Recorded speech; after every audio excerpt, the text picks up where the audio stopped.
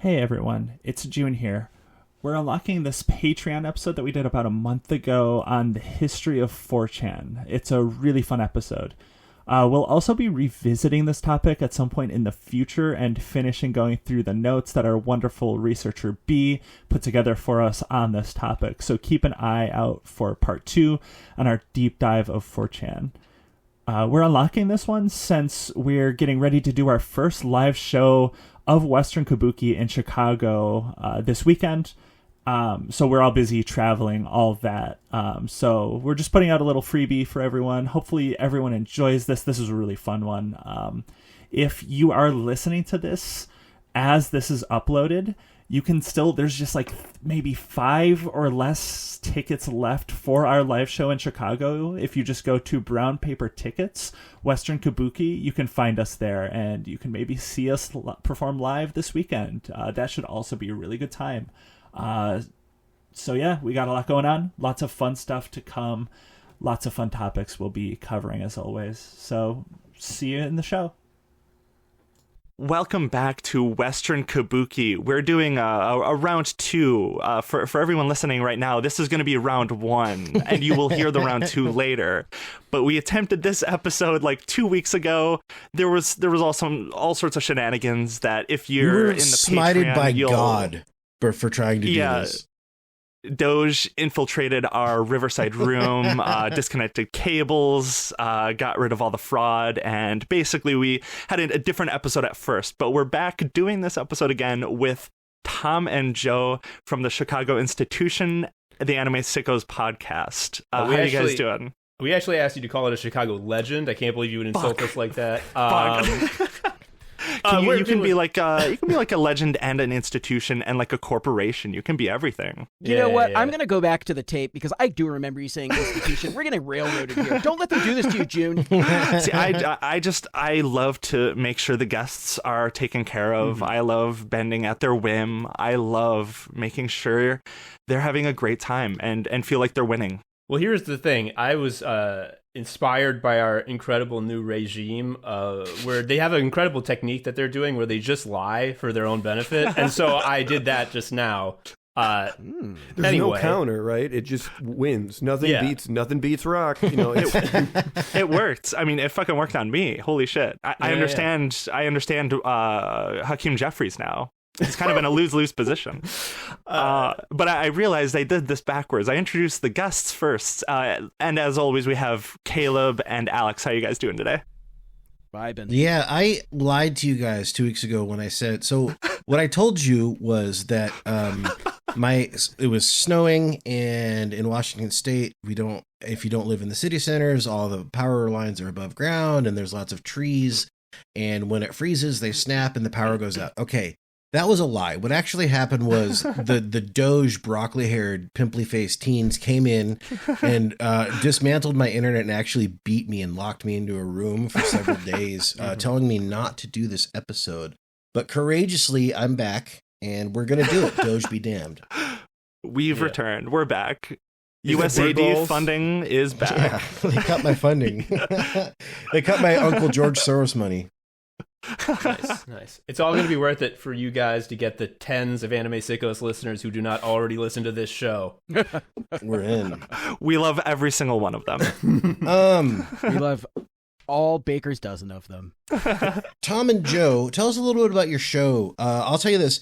I was house sitting when you guys did the Deadwood episode, and I didn't have fucking anything to do.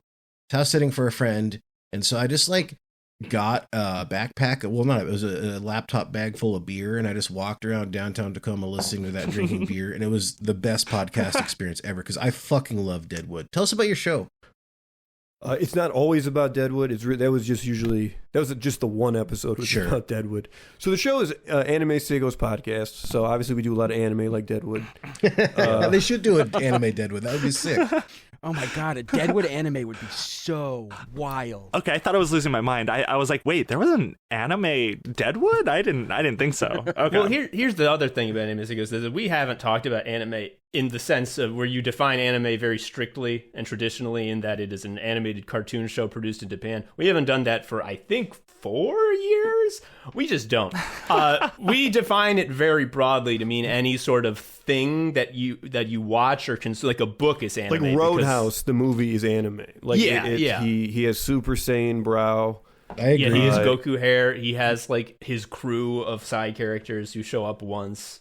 Can a podcast be anime? It can, but it's more likely that it's posting, because we actually talk about 4 things, which is anime, gaming. Gaming is the one that, like, we know what that means. Video games. Posting, and jobs. So posting, actually a podcast can be all of them. It can be anime. It's definitely post because you put it online. And if you make your money off of it, which I believe you guys do, then it's your job. Right. Okay. So it's the it's the omni topic for your show. If really your podcast is about podcasts. I mean, what it really is we just fucking talk. And that's the other thing that people don't tell you about podcasts. They make it sound so special and like esoteric. Like, podcaster, how interesting. It's just fucking talking, folks. Can you talk? You can do a podcast. It's just talking.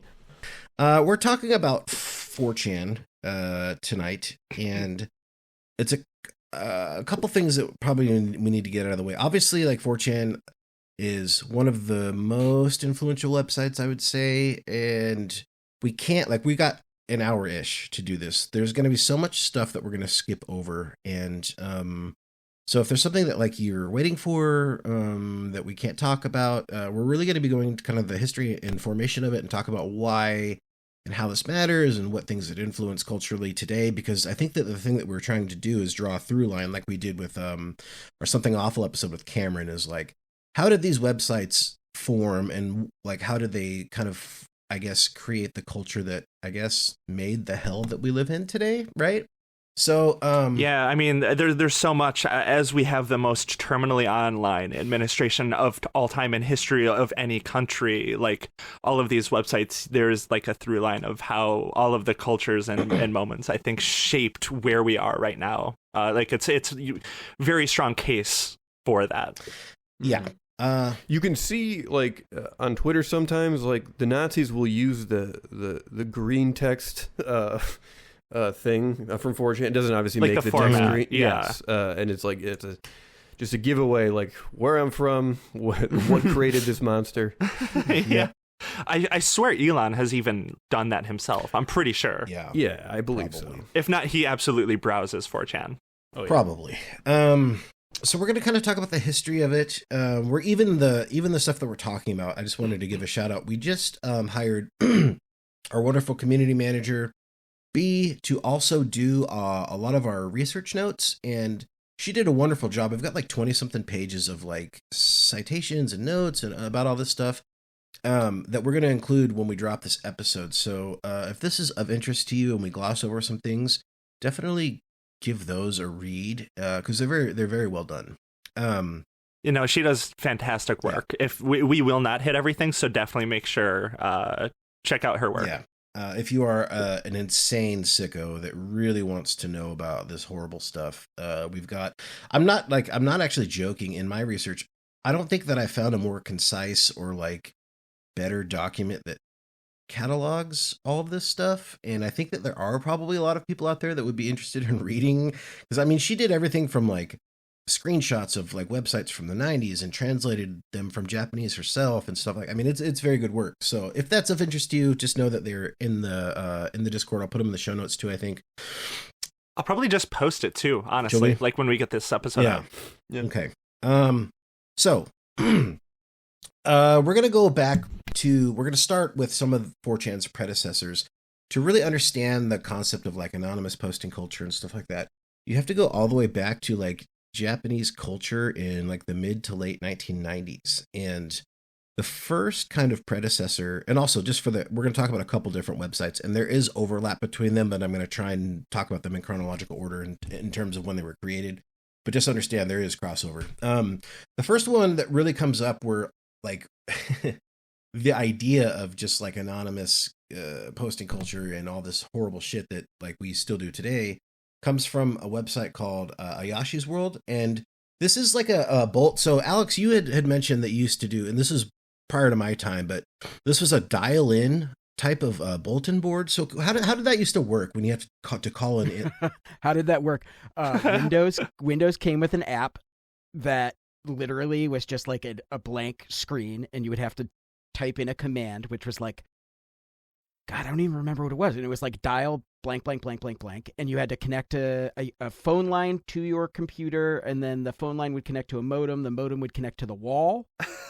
And then, you know, all the sounds that you associate with early internet, they're like, yeah, I remember those when I was a kid. Yeah. You'd hear that. And then it would connect, and you'd get text, and you just have to go from there. And like, generally they were really not user friendly. So it was kind of a situation where like, you'd press the question mark and see a list of commands and then just start running commands until you figured out how it worked. The internet was not easy back then. Yeah, what the you fuck? had to kind of earn it. Yep. So you had to be a real nerd. Yeah, Ayashi's World. Ayashi Warudo is the. I'm gonna say them, and then I'll just refer to them by their translated names. Strange World was the first one of these bulletin boards that was a dial-in only one. It was created by a guy named Masayaku Shiba, and wouldn't you know it, Strange World was created initially to talk about this game, Kasumisi Gaseki, which was a game where you like recreated the 1990s sarin gas terrorist attacks on the Tokyo subway system. Oh my god! Okay. So like that's where That's like fucking kind of a crazy. fitting start to this, right? Where like people go in there and ostensibly talk about this, and then of course the kinds of people that are going to be interested in this are also going to be interested in other horrifying things. So interesting that the original sin, the seed of this awful tree, is, as we all would have guessed, gaming. Gaming, right? Wait, shit! Yeah. Oh my god, you're already pulling gamers. Yeah. Gamers have always been Gamers there. have been at We the hate forefront these of awful all people. of this Their terrible sin shit. is unwashable. It's literally the original sin of technology. Yeah. So like I looked. We invented gaming, and then all of the masses were unwashed. There should have been Mario Forever. You were wrong to go past Mario. Mario didn't commit sarin gas attacks. You can look at all the games, he never does. Yeah. May I be so bold and suggest even Pong? Like we should have, like, it's there. That was the end point. That was where all of it should have ended. Yeah. So you can read about this game if you'd like. Why would you? You don't need to, but essentially, like you literally like place sarin gas containers around. You're trying to maximize death, right? Yes. Like yeah. that's The the game. entire point is to commit terrorism in a game. So like I didn't know people were so fucked up back then. Like, I mean, like in terms of like internet activities, like, 'cause of course this is based off of a real terrorist attack. Yeah. I remember doing a little bit of research on it. Like I saw like a YouTube video back in like the early pandemic, and I was like, what the fuck? Like there was like a massive Japan terrorist attack in like the 90s. So I like looked into that back then, but I did not know there was like a game and shit. Yeah. The Japanese novelist Haruki Murakami actually wrote a book called Underground, which is just like interviews with people who were in the attacks. And it's really, really riveting. But also, in addition to that, like that feels really familiar to me as a kid who was growing up in the 90s, because as soon as the Columbine shooting happened, we learned a lot about how Dylan Klebold and Eric Harris were using Doom to try and recreate their school in the with a Doom watch. To the point that like it was almost framed that like the issue was Doom and oh, not the murder. Absolutely. The whole conversation was about how video games caused the shooting for years. Was that like the origin story of that narrative? Oh yeah. Oh yeah, definitely. The Columbine was not only the. Sorry, we're getting No, sidetracked. go off. It's a podcast. What are you talking about? Columbine was not only the beginning of that narrative, but it was the first mass media shooting. It's the beginning of school shooting. It wasn't a phenomenon before then, and that became such a huge thing that it inspired a lot of copycats. Yeah. Yeah. And of course, still to this day, do. Yeah. I'm not going to look into this game because I don't, for the same reason I don't, when I'm cooking, put the knife in my eye also. But I wonder if I wonder if it like, because it certainly sounds at first blush to be like, oh god, awful, but like I wonder if actually the implementation is not more like, you know, the post 9/11 like kill all the Osamas games that you would find on Newgrounds. Those were awful. I remember there was like some news stories like right after 9/11. They would be like, this person made this video game about terrorism, and it's like just the most dog shit game of all time. Yeah. Like those are like horrible. I'm assuming like this is probably pretty bad. Now I'm kind of curious. We should do like a let's play bonus episode. Let's play. Yeah, we should do like go back and look at like some of those old Newgrounds games, because there's a lot going on there. Like that was like some of the main avenue that like racists had to create art was like Flash games. And anyway, now they have X.com, the everything app, Blaze Your Glory, etc. And outside. You can just go outside. It's good, you could. Yeah, they bought the guy who owns posting bought real life. So posting, like, you can't say posting's not real life anymore because he got that too. It's the most real thing. It's the only real thing anymore. Yeah. So the original Strange World, you know, it lasts a good couple months, but like as the controversy dies down, the forum kind of goes away. But Shiba, the creator, had been influenced by some other websites and brought the name back. He was notably influenced by a website called the Japan Lolita Complex Graphics, which was just red flag. It was literally no. It gets worse. It was literally just a child porn website. So you have to understand that in Japan, like child porn was pretty much legal until 1999, and this is before that. So he is influenced by some of these types of websites, brings back Strange World as a more... Did you say that was legal? Yeah, completely legal. So we'll talk about... This is an important thing to note. So child porn, it was pretty much legal until 1999. And then as an insane... Not insane, as a very sane, but kind of somewhat egregious backlash to like some of the stuff that had happened. In 1999, Japan proposes a series of laws that come into effect that are like a little vague, but very draconian for like censorship for pornography. And so in Japan, that's why like pornography in Japan censored, is because of, you know, the laws that they passed in response to this. And that's going to come into effect later when we talk about our friend Jim Watkins, if you remember him, the 8chan guy that we talked about with Frederick Brennan and so on. So just remember that. But in any case, I have to say before we move on, like modern, like early 2000s cultural output, like media from Japan really saved their ass. Like like they should not have the good image that they have. Like Japan anime. Speaking of anime, we have two of the anime sickos. Like anime kind of saved their fucking asses in terms of like world's perspective on them. Yeah, like Nintendo. I mean, and shit. yeah. It's our job is we have to go and combat that propaganda and let people know. It sucks. It's so dumb. Why is it like that? Why is there the booby girl? Referencing Gurren Lagann, of course. Just want to shout out our homie Caleb Western Kabuki at the start of the show being like, your job is just to pop in with jokes and then talk about how child porn wasn't illegal, and it was so, and it's just like, okay, yeah, I'll be funny. Yeah, go ahead that. and make some jokes about that. I'll be watching and waiting. So it was legal because like no one realized. I'm guessing like, oh shit, they just figured no one would do it.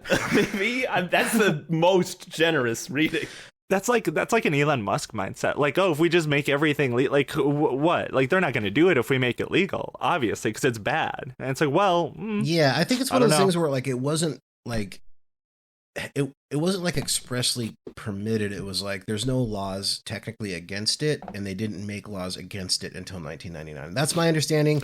I'm sure there's going to be a lot of, I would imagine, spirited discussion about this episode in our Discord and other channels. So if we got that wrong, or if there's something you want to add to it, let us know. You can email us or talk about it in the Discord, whatever. My understanding of it is that, so in 1999, they did make these anti-obscenity laws and stuff. But to rewind a little bit, Shiba goes and remakes this website, and the same name. But he kind of does a couple things. He makes it like a more of a with an actual UI for the first kind of that you'll see like the proto, I guess, Chan style aesthetic when he remakes the website. He continues to host this website until I believe it's 97 or 98, So essentially what happens is there's a series of controversies around this because at this time, it's kind of a catch-all website for bad things, pirated software, hackers, site brigades. And when we say site brigades, that's a common theme in this because in the 1990s, you could quite literally just by organizing like your website, take down another website just by brigading it. And that was very easy. Hosting wasn't like what it is today, where it's very, very difficult to take a website down through like a manual DDoS or whatever you want to call it. So I feel like in the 90s, a website could only handle like 10 people on it at once or something like that. I mean, like it was not there it was yet. a little higher than that, but sure. Yeah. A very small amount, like a very relatively small amount of users could take out a website and more importantly, make their hosting bills go through the roof because that was just how it worked. So that's what this website was. Let's take down these competing bulletin board websites. We have links to pirated software. We do this. We have hacking tutorials and blah, blah, blah.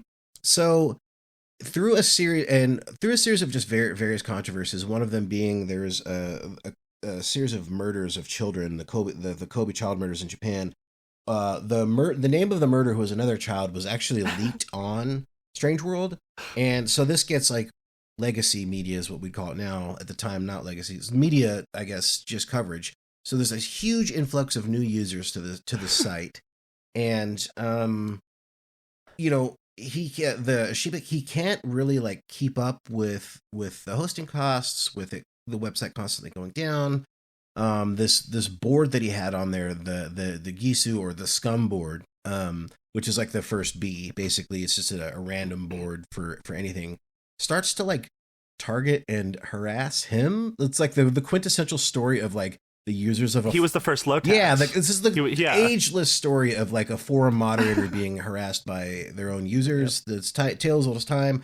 So after like getting harassed by his own community, he says, "Fuck this! This website sucks. I am putting it down, and I am putting out a call for other users to make more websites like this." And people do. And there's another website that comes out, and we'll just really briefly go over this. B did a really good job of cataloging it more in depth, but we don't need to go into the all of its controversies. There's Amazon, which is the first channel, is kind of the one that kind of dethrones this a little bit. It's the same kind of thing, but what this website did a little bit differently is they had the concept that 4chan has now of like floating threads, where the last person to reply brings that thread to the top of the page again. Typically speaking, bulletin board systems at that point, just as soon as it's made, that's the order that you can view things in. This was revolutionary in 1998, 1997. And it was actually pretty like somewhat mainstream in terms of how websites could be viewed in the late 90s. There was a pick of the day website on Impress's Internet Watch that it would be akin, as B says, to like MSN or Yahoo, like covering your website. So again, blows up, does the deed. It's like the same kind of thing, but a little more, I guess, sanitized. The owner of that, there's no like child murders and like it wasn't CSAM and no, there definitely it wasn't explicitly founded to be like, well, let's kill. No, like no terrorism. They were not like, we love to kill people in subways. They did not say that. Yeah. Oh, actually, I want to point out this because I know we're gonna go past it because this would be the thing to skip. But this of all the things in this entire wonderful document, this quote knocked me the fuck out. It was like I had perceived a Lovecraft beast, or shall we say creature. This is a quote by Amezu, the creator of the website. "I want to create a place where as many people as possible can think, the world isn't so bad, thanks to the internet. I feel good." Pod person thoughts. Yeah. Those are pod person thoughts. Yeah. I wish I could be so naive. I wish I could go back into that era and be like, yeah, everything's great. We love online communication with people that we don't know and anonymous thoughts where every single person can broadcast their insane thoughts. I wish I had that mindset. Just I can't. I'm trying and I'm failing to think of a wronger series of 7 words than "thanks to the internet, I feel good." It can't happen. It's like that old Bill Gates quote of like, people are going to do wonderful things with computing in the next 30 years or whatever. Yeah, it's like, come on. No. This is the opposite of the Babe Ruth pointing to the stands. Yeah. Babe Ruth points to the stands, and then he misses, and his dick explodes for unrelated reasons. So the reason I think that this one is like noteworthy is because the founder goes on to try and make essentially the same type of service, but moderated and sanitized, and where you pay money, and it was called onechan.tv, or the first channel. And in response to that, the next website that comes out, and this is probably the first website that if you're not on some sort of watch list, this is the first website that you might maybe have heard of by this point. So that's the first channel. Then 2chan comes around, and I think so. Okay, like, just to summarize, 1chan, like, kind of chill. Like, people were just like, we love everyone, we love internet. The internet intentions, makes me feel I suppose, good. were more chill. Yeah, and then 2chan's like, okay, we got to bring the terrorism back. Yeah, I don't think it ever really left. So for context, on 2chan there was an incident, the first, like, where this is unfortunately like a thing that happens now on all the chans, but like the first noted incident is the Neo Magucha incident, where a teenager said, hey, in like an hour I'm gonna go do crime, I'm gonna go hijack a bus and stab somebody to death, and then he does, and then that happens, and 2chan becomes like again the same kind of, like, it's like, you'll notice this is a recurring theme which has continued on, where something terrible will happen on a website, the media talks about it, and then it gets an influx of new users and kind of breathes new life into these things. So that happens on 2chan, and the website is made by a guy named Hiroyuki Nishimura, who is the current owner of 4chan, and we'll talk about that a little bit later in the episode as to how that happened. So this is the first, like, big, as Cameron had talked about it in the Something Awful episode that we'd done, like, this actually does kind of attract the attention of, like, Western perverts who are like, oh, this is kind of cool. Even though it was, like, expressly kind of forbidden, they didn't want foreigners on their website, and in some cases, what was the thing that drew them in? Specific, like, Western, was it the, like, oh, it's cool you can post and then hijack buses and people will they talk were about ostensibly it? Was that, there like, the for thing? like anime and stuff like that, right? Oh, okay. Because again, Yeah. it's just like 4chan is now, or I haven't been on 4chan like we talk about regularly in a million years, but there is even, like, people think of, like, if you ever used 4chan, you were just a nasty freak. But when we're talking about, like, Cameron and some other people, there actually is a lot of, like, decent stuff on there, like music and literature and movie discussions that aren't, like, horrifying. People just assume that it's all B and pull or whatever. And in this instance, it was like anime then. Yeah, and just, there's just a general purpose. Like we talked about with the South Korea one. What was it? It was like the South Korean website that blew up was like, started out as just a photography website. It just happened to blow up, and it turns into a general use place. And then it gets kind of too big for its britches and bad things happen. That happens a lot. Like same thing with which we will talk about in a future episode with like the bodybuilding.com forums. A website will start as one thing and get so big that it becomes a general purpose place. That kind of happens here a little bit, although there is a lot of the terrible stuff going on too. So yeah, and also to the sort of counterpoint of like, fortunately, it's not all awful stuff. It's like, well, there's no appeal to the freak Satan man. The idea that like on that website you can fucking be evil and kill, like that's not 0% of the draw. Yeah, and I think I had like looked at certain boards like in I think 2014 maybe 2015, and someone will say like when I looked down at it, it wasn't that bad. First of all, it was always bad. It's fucking always bad. The thing that has changed is that the poll board, the politics board, which is just ethno-nationalism, has effectively become every board and has jumped containment and is running the country.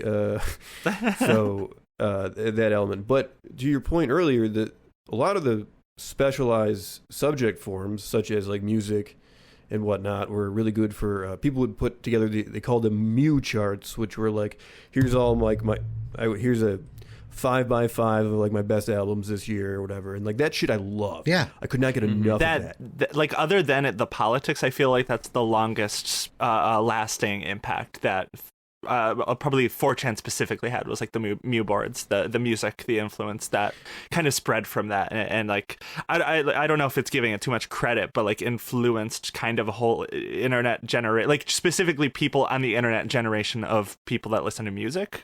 It's cool 'cause it's Probably. just like, here's a very concise way to give you a ton of recommendations in an image. You know what I mean? Like it's a very effective infographic. Yeah, no, I've referenced it in the past. Like, no, I have no shame in admitting that. Like, I have. Yeah, for sure. I found a lot of like my favorite bands when I was a kid based off of, you know, Mew and books that I liked and stuff. Because anyway, it goes to show like the catch-all purpose of these websites. In 2001, 2chan had about 3 million unique users. And then I'm looking at the stats here. And by the time is 2004, it was like up to 5.5 million daily users. Oh my For God. Again, that's a lot of people. Yeah. I didn't know that many people were alive back then. Damn. But if, like, for a website in like the early 2000s, like that's a huge number of people. That's really big. Yeah. And so it's like kind of this, and they were making, I don't know, like $1 million a year on like advertising revenue and stuff like that. It was just too big to ignore, kind of thing, despite the bad stuff that was happening on there. And again, a lot of this would be built up in the terms of like, oh, like there were that stabbing wasn't the only, there were copycats and stuff like that of like this terrible thing will happen on 2chan. The Japanese media picks it up. They talk about it. More people come on there. It grows for, you know, I guess general use stuff, but the perverts stay there. And then the cycle continues. That's like kind of how, like, I guess, guerrilla marketing through terrorism is like how this this website grows, you know. Can I put forth a theory?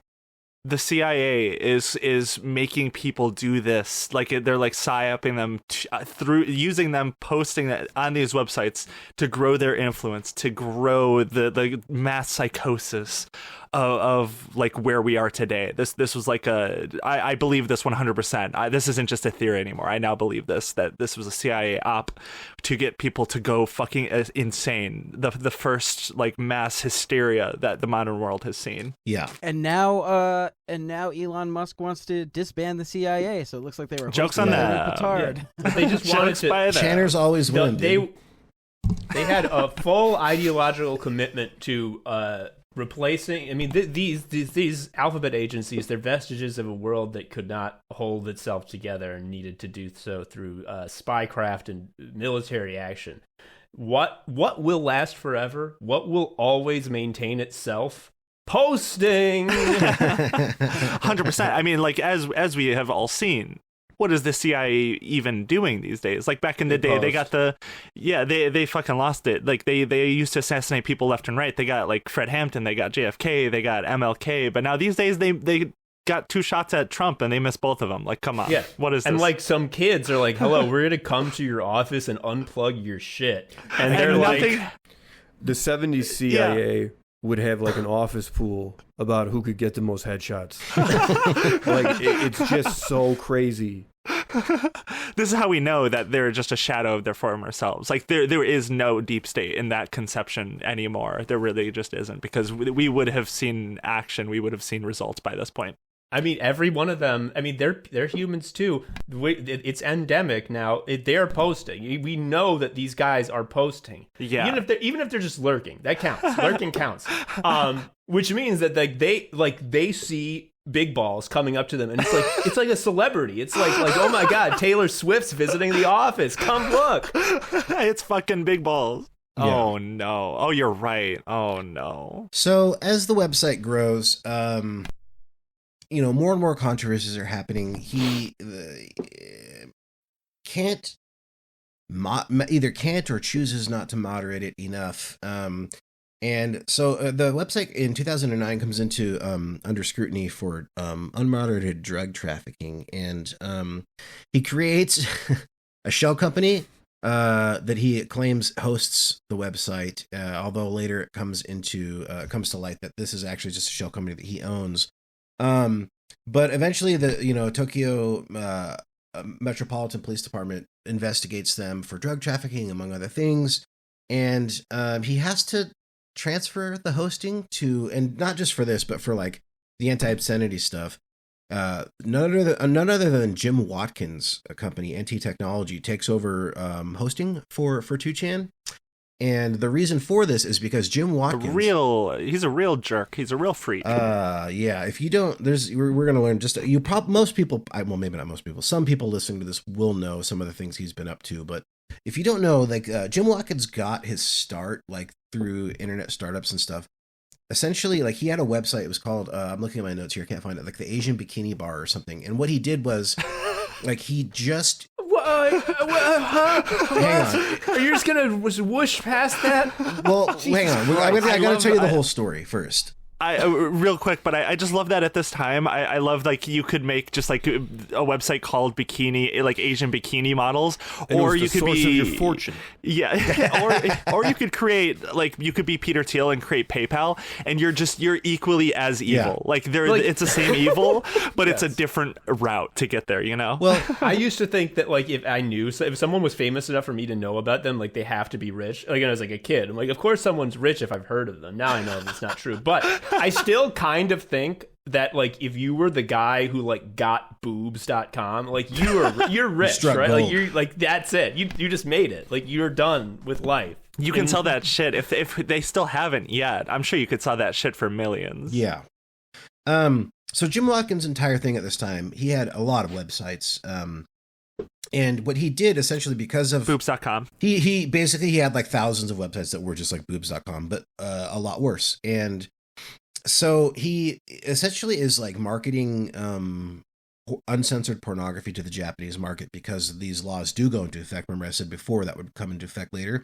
This is how Jim Watkins made his bones, is he would make these websites that were because if they're hosted in the United States, the Japanese government can't take them down. So he's got all this stuff that is advertising this uncensored pornography to Japanese markets. He also has a couple of other websites and forums.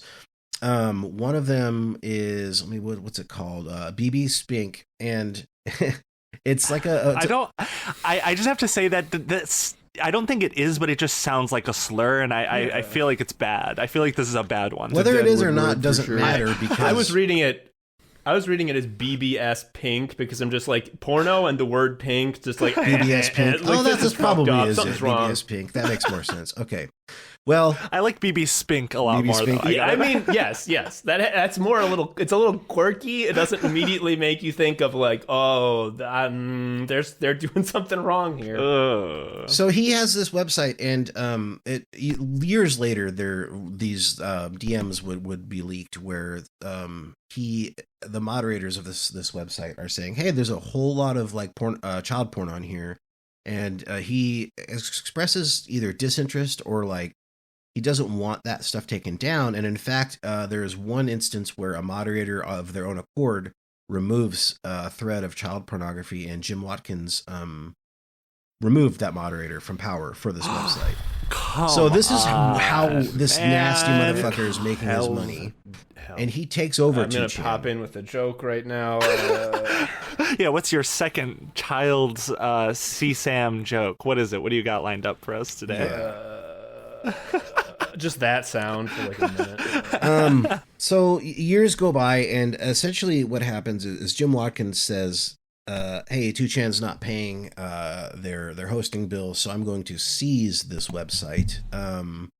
Nishimura later would say, no, this is bullshit. Like, he just stole the website from us, which is pretty much, I think, the accepted consensus of like what happened. So he takes over 2chan and owns it, and also, that's really not how commerce works. Just because you're hosting someone and they don't, you don't get to just take the thing, right? Take the site. Yeah.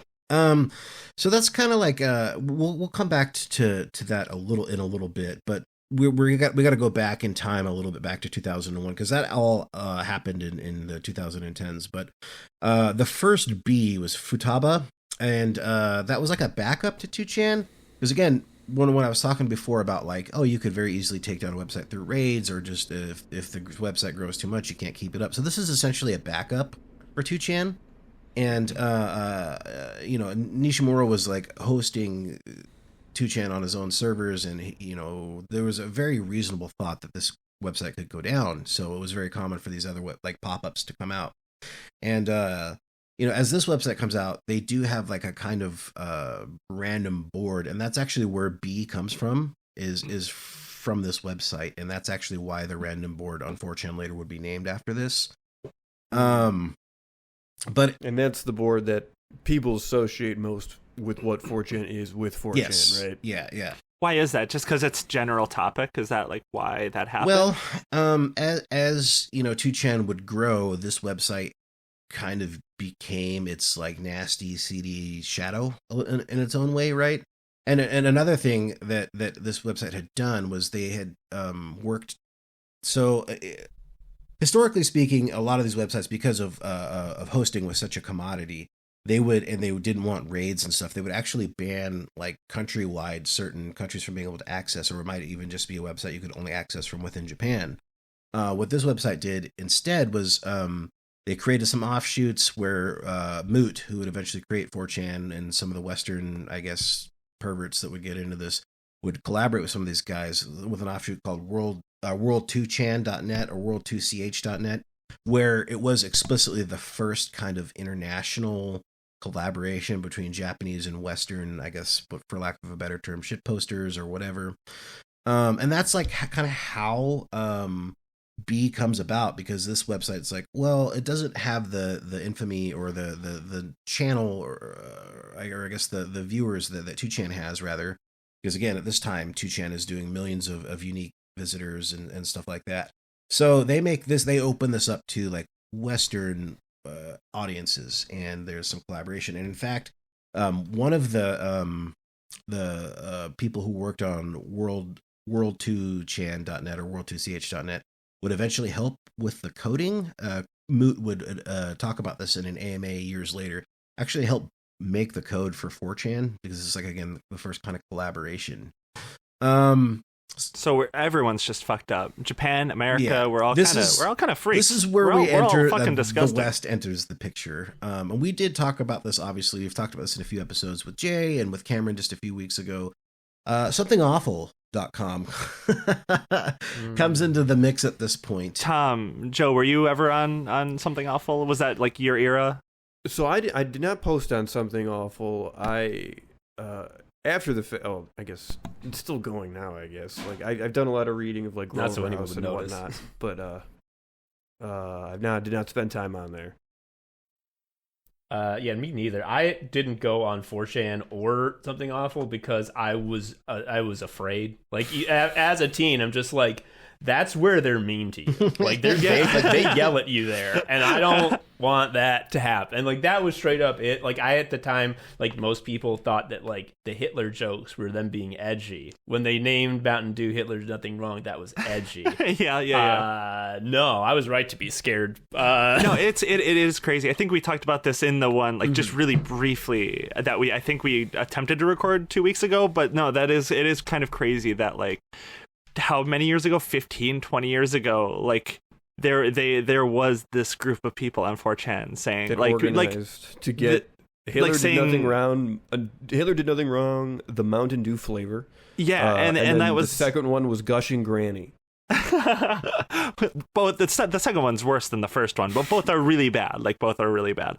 But like that's the crazy thing is like this shit has been like, it started out like as like we're just being, not saying we as in me, I was not there, I did not do this, but we as a collective internet type like movement where it was always like let's do like tongue-in-cheek joke, ha ha ha ha, Hitler this, but like it kind of led the way to where we are now, where just like on X, the everything at Blaze Your Glory, people are just doing straight up apologia. Like there's no like tongue-in-cheek jokes anymore. It's apologia for sure, but it's also a 4chan sort of like element, which is like they're clearly gassing each other up to do worse shit. Oh yeah, absolutely. Yeah. No, you're so right. I mean, especially the way that like Elon Musk like has changed the the richest algorithm. man in the world can like elevate like just a deranged post, and it's just like he I every believe day this. he looks up murder and then like retweets it and says this is true, and like that's his job. That's like his main thing. He cannot wait until someone hosts the Subway gas canister terrorism game on his website. That's going to be like his moment. He cannot wait for that. Yes, he's going to be like, this is what I'm doing now instead of Diablo 4, and has pillars that game he faked playing after. What is it called? I don't know. Path of Exile. Yeah, he's gonna do a space of it. Like, okay, we are gonna play. We are going to play the. Why is he terrorism game. Dracula? I'm trying to master it. He's so hard to do. He just sounds like a fucking freak. I don't know how to do his voice. Yeah, he's just like. I don't mean this in like a discriminatory way, but the accent just reads as not from here. Yeah. Like, that's just also, what it reads. Not just the accent, but his way of speaking, even in just like when he's off the cuff, when he's just talking himself, he sounds like someone who is like really nervous about being like performing, and so he'll just start talking like this, and he'll just talk like this, and then he kind of has this weird cadence, and like it's just like shut the fuck up. He's so hard to comprehend. Like whenever he'll stammer he talks, like everyone's that like, and then laugh at his own joke immediately, and it's like, what the fuck did you even just say, man? The Oval Office presser, I was like, this might change stuff, right? Because he's like clearly a speedhead, and like he's like swinging his kid around while Trump just like kind of dazes up, and I was just like, this is like just an optical nightmare. Like this will notice, people notice this, right? His human shield son.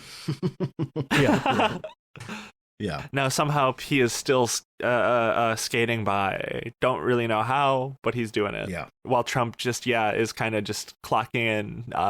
Not all there. I mean, like, how is he doing it? It's because he realizes smartly that the one smart thing he's ever done is that, like, well, the only thing that actually is going to stop me is if, like, someone, like, grabs my body and stops me from, like, walking into the room I want to go in. The courts are too slow. Yeah, and he knows no one's going to do that, and that's why, like, all I need do to, like, get the Department of Education under my control forever is put one gnome at the front door who's like, you can't walk past me, and everyone will be like, that video, like, that guy was like a literal grug. Like that dude, that dude was like barbarian class, like in Diablo, like the default build. Yeah. Yeah, but he said, they were like, excuse me, sir, are you a federal employee? And he goes, yeah. And then they're just like, fuck! I tried everything. One move! Okay. God. Yeah. So at this point, Something Awful does obviously Something Awful does more than this on its own, but in terms of the context of this episode, it does two things. It connects through Futaba and like through world2chan.net the Western audience to, I guess, this kind of style of like they call it like the nameless world or nameless culture, which is anonymous. I did skip over that, but that's important. It was an actual part of like Japanese posting culture was the fact that you were nameless. So they've got this, and then I think the one thing that Lotex like was probably right about, but had extremely dire consequences, was the pedo cost that we talked about on our Something Awful episode. Where Something Awful at this point is they're just like, these people are posting. I guess it's supposed to be funny or ironic of just like Lolita kind of content, and Lotex says, "Fuck you, that is not welcome here. We're doing the pedo cost, and we're banning basically about half or more of the people that posted in their like anime forum." It's the one good thing that Lotex ever did, basically. Yeah. One of a I'm few. seeing on the document ones. that apparently before this occurred, this group popularized the Western use of the word waifu, and man, I don't think they went far enough. It shouldn't have just been banning. It should have. You got to go the whole mile. That's what Lotex did wrong. Everything. Should have put them in camps, is what you Should've were put going them to say. out like I think. sick dogs. So he bans that, the pedo cost, and then in the wake of this, that's where Moot Christopher Poole comes in 2003 is when all this stuff happens. He's 15 at this time. Christopher Poole. God. He starts a thread on the, I'm not going to name it. Cameron didn't want to name it for obvious reasons. I won't name it here either, but it's the anime board on Something Awful has a very nasty name. He announces in there that I'm making 4chan.net. I don't know what happened. We went 1, 2, 4. I don't know if there was ever a 3chan, but they went to 4, whatever. And that thread you can still view it now. It was up for years. And in that thread, Moot would be like, he would just give updates on what he was doing, how the website would kind of roll out, and solicit donations because very early on it had a huge influx of users, and the server hosting costs, even in the 2000s, were, while a lot more reasonable than it was in the 90s, still very expensive. And you can kind of read that. It's very interesting. But there was kind of like, so I talked to you guys about like a World 2chan or World 2ch. The guy that had helped make 4chan, his name was Menchie. He was very upset that instead of like using World 2ch, 4chan kind of was popularized, and he hated something awful and said that, oh, this is just a kind of an elitist walled garden where you have to pay $10 to get into the forums, very famously, and kind of railed against 4chan in response to this. And he actually like would call the cops and call the ISPs on 4chan because of like the things that were posted there, even though the same exact things were being posted on World 2ch. And yeah, I mean, like, again, in this document, very wonderful if you want to read about these, like the intricacies of these like flame wars or whatever. You can kind of see how that went down, and you can see screenshots and links to like Moot's AMA about how all this happened. It's astonishing. I just can't even imagine a time where you would like call the cops on the internet. Like, that's kind of awesome. Yeah. You know, the internet calls the cops on you. Yeah. Hey. And then, you know, from there we have 4chan. We're already like at the hour, I think. And there, so I'll just say this. There's like a million stories of 4chan. There are entire podcasts and YouTube channels that just catalog famous threads and terrible things and good things, to be fair, that have happened, but mostly bad things that have happened on 4chan. I think, I think the consensus from probably all of us, unless someone has a pro 4chan take, but I think like, you know, the through line with a lot of this stuff is like a lot of these like anonymous, like shock internet culture websites kind of, what is it called? Shock doctrine us into like being desensitized to kind of like the most insane thoughts and propaganda out there. Like, this has been like a long roll of bringing us to where we are today. Like Joe said, the game is to gas up your anonymous homies, and if the object of the game is like, look, I've stepped past the line. Can you believe it, you guys? Like, well, now that's the line. And on and on and on until these freaks do nothing but post. Posting becomes their life, and then one of them again buys Earth. Yeah. And now posting is the only real. I mean, you're really onto something there, Tom, because like the unofficial tagline for a long time was, "None of us are crueler than all of us." Like, they genuinely were like, as a unit, trying to be like, to get egg each other on to do just whatever bad stuff. And I guess you could like make the argument. We won't get into it too much in depth today because, like I said, we're already at the hour. Maybe another time we could do just like an episode specifically on Anonymous, because Anonymous in of itself as an entity is very interesting because it actually did do a lot of good stuff and a lot of like genuinely anti-racist stuff, and you know, like various leaks and things like that are interesting. Anonymous was how I first sort of got hip to 4chan, because they were doing Project Chanology. Okay, I'll tell you this. This isn't really a good thing. I mean, I guess it's vaguely good. It's not bad. Oh no, what are you going to admit to? No, I've already talked about this. I think I was a point person for Chanology. I had a separate board for the Seattle like Scientology protests, and I rolled out there with like 7 or 8 of my real life friends. Very cringy. Not that like there's anything like, really bad about that, because like Scientology fucking sucked, but it's just like very like cringe. Yep. You know what I mean?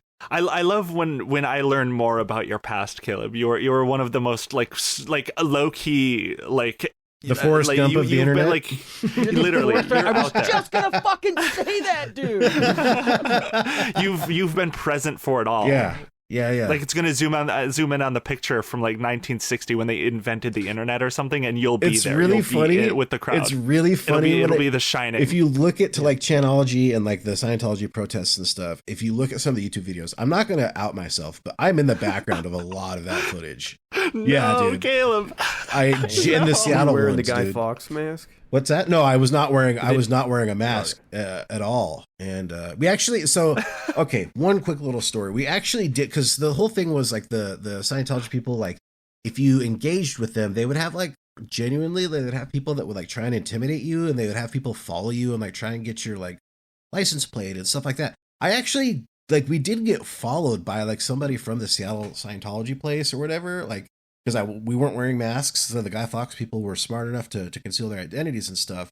I mean, it was really weird. That's a whole other thing that we could talk about for like an hour. We don't have the time for it now. I came to that from the Something Awful side, to be fair. I didn't spend a lot of, I spent more time on 4chan later, mostly for the music stuff anyway.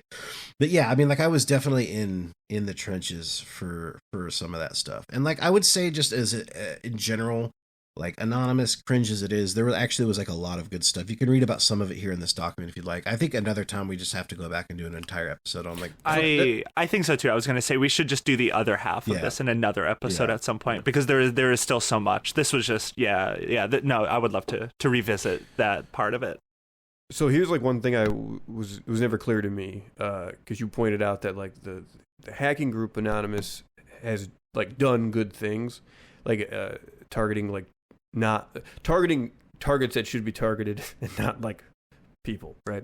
Yeah. It's just like, I just never I was able to square sort of the target discipline with that versus just like what the site is. And I know not everyone on the site is part of the hacking group, but it just was always amazing to me that like this group is attached to this board where like it's just hateful and like they will never do anything like. I think they kind of like socially minded. Would try and pride themselves on like being completely chaotic neutral, but what ends up happening, and here's my theory, I don't know, but like what ends up happening in this is like they'll try and find, because they want to be antisocial pricks, they'll try and find like acceptable targets, right?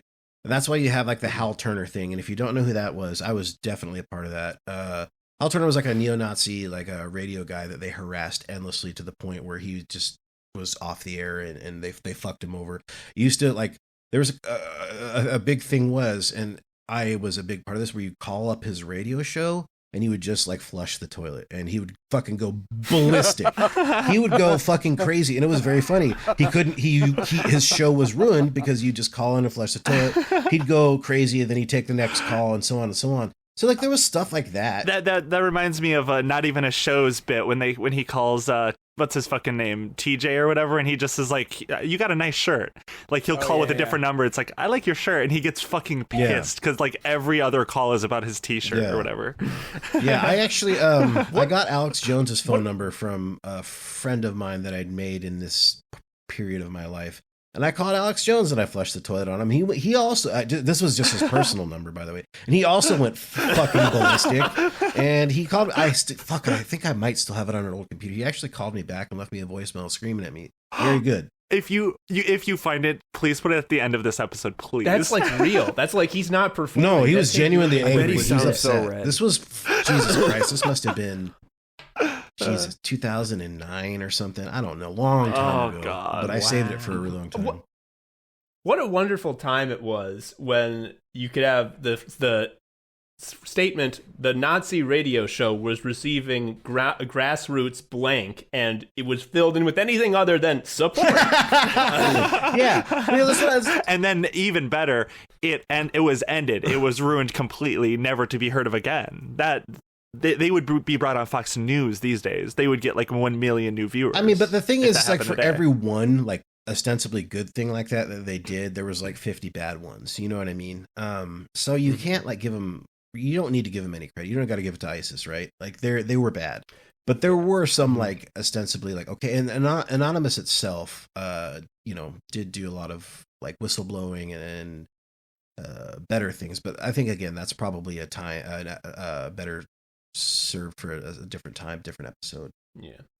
My understanding of Anonymous as someone who wasn't plugged into that was like, I would see them be like, we are Legion, do not cross us. Like, you'd have no idea the power we wield. Yeah.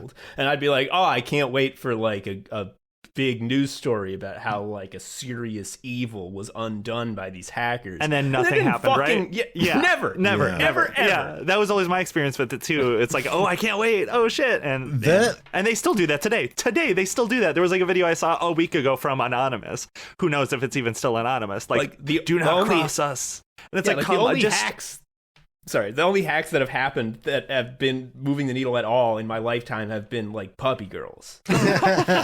Shout out Crime W. What's Maya Crime W. Yeah. Shout out that, and I love the World of Tank forum leaks. Those are great. Love those ones. Yeah. Well, the thing about that too is like obviously the short analysis, it's much more to it because like the actual who was the bulk of anonymous is a few people, but anybody could ostensibly be anonymous, right? So it didn't really actually mean anything. That was kind of the whole point. It's kind of like Antifa. Well, are you against Nazis? And I guess you could say you're Antifa, but it's kind of the same thing. I don't know. There's just there's just like that would be like genuinely like another thing I would love to like do an episode on, because that's genuinely something, as I mentioned, like I've heard so much about, but it never seemed to materially become anything, and I would love to just kind of observe and learn a little bit because more. I think it's just buried in the cringe that Anonymous actually did like genuinely good stuff. How much it moved the needle, debatable for sure, but like they did do like interesting, a lot of genuine listening things. I think that like the reputation, the dominoes that caused the reputation of Scientology to really take a deep spill in the 2000s and 2010s, those dominoes were tipped by Anonymous. Yeah, you guys are fucking welcome, dude. Thank you, Caleb. Posting is real life. Thank you, Anna. Yeah. People always say that South Park is cringe because it trained a generation to not care about things. But I tell you what, one of the first times I was really aware of Scientology was I saw the episode about how they're stupid as shit. And I'm like, that seems really dumb.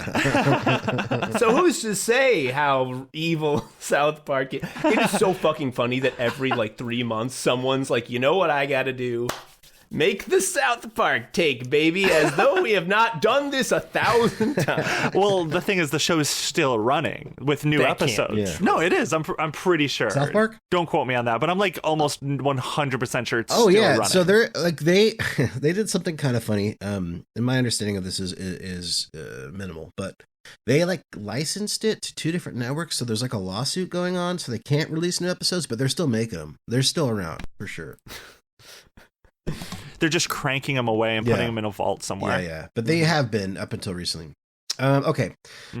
Joe, Tom, where can the Western Kabuki audience find y'all? That's the new 4chan board, Kabuki. Western Kabuki. I can't even fucking say it. Go on. You can't even make fun of Caleb without fucking up. Yeah. Shit, this is like a firing Thanks for squad taking moment. the heat Guys, off me, can I join your podcast? I can't handle these two anymore. We joked that we had a third guy. Fuck, we had to dude, get we just rid get of. the That means first we- on-air yeah. podcast trade ever? This is like sports. This is what I've What I've draft heard about pick are we sports getting before. for Alex? Yeah. I heard about this. This is like Luka. Did anyone hear about that? Luka? I don't know who that guy is. I think he's Polish. Polish, it's like Luka Dopolovic. They're No, always it's Polish. Doncic. When Doncic. did this happen that the NBA became like Balkan? Like this is new to me. I hear about NBA and it's like you'll never hear what like Jiminchinen did, and I'm like, what the fuck did you tell me? I'll be so real. I thought it was politics, like European politics at first. Whenever like people like stories would come out with those names, I'm like, what the fuck is happening in fucking But it's Europe? true. We've got like Luka Doncic. We've got Kristaps Porzingis. We've got all these real wacky dudes. That sounds made up. No, did you The just make NBA that up? Is No, good for that's weird not- white that's people. a real dude. Yeah. To answer your question, though, you can find out about Anime Sickos all over the place. We're on Blue Sky at animesickos.bluesky. The fucking normal end. The normal end of that. You can go to animesickos.com. You can go to any sort of place that has podcasts. Look up Anime Sickos. We'll be the first one. We also do, in addition to our funny chats, every once in a while, we'll do a extremely in-depth, very professionally produced audio drama. We have a 5-act play and a 6-episode miniseries. How much did that cost us, Tom? That cost us like probably $5,000 total, and it's made us zero. You can find us It cost on us 5. It cost us 10. Oh yeah, because we did it twice. Also, what did we do? We're on Patreon, patreon.com/animesickos. Also, we're on Substack not because we're Nazis, because it doesn't cost anything, and Ghost does cost money, and we're poor. So we're on animesickos.substack.com. If you want to talk to me about music and join a record club where we do an album, we talk about it every week. That's tomsrecordclub.substack.com. I mean, you talk about it on our Anime Sickos Discord, and I believe that's everything.